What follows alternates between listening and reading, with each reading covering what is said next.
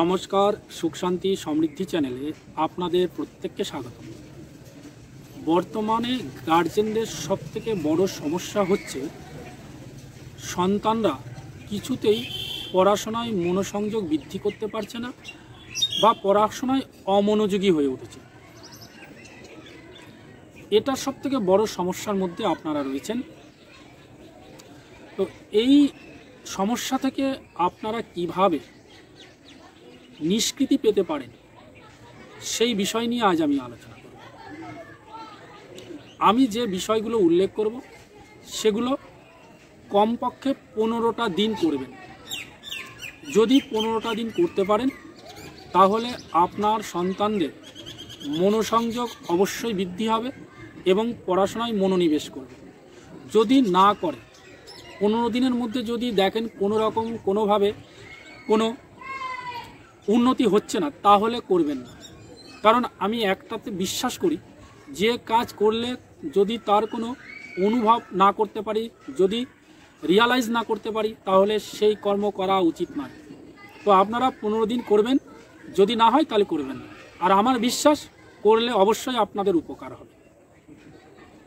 তো বিষয়গুলো হচ্ছে, 1 নম্বর হচ্ছে আপনার সন্তানদেরকে খালি পায়ে মাটিতে হাঁটাহাঁটি করতে বলুন।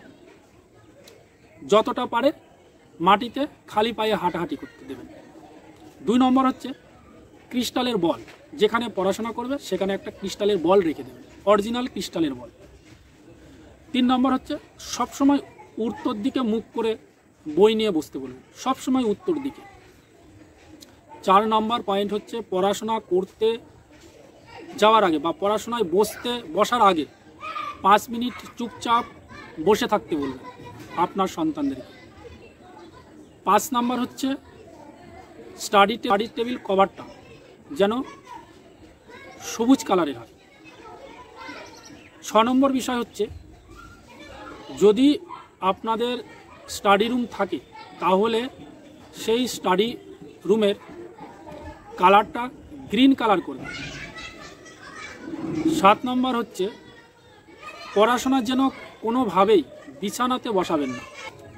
8 নম্বর বিষয় হচ্ছে পড়তে বসে 10 বার, কমপক্ষে 10 বার ওম গাম গণপতয়ে নম, ওম গাম গণপতয়ে নম, এই মন্ত্রটা 10 বার করতে বলবেন।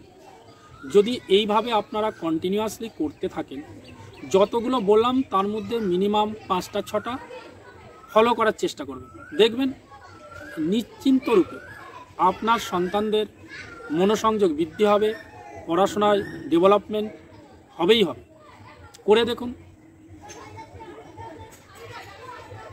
এই উপায়গুলো করুন, দেখুন খুব ভালো থাকবেন।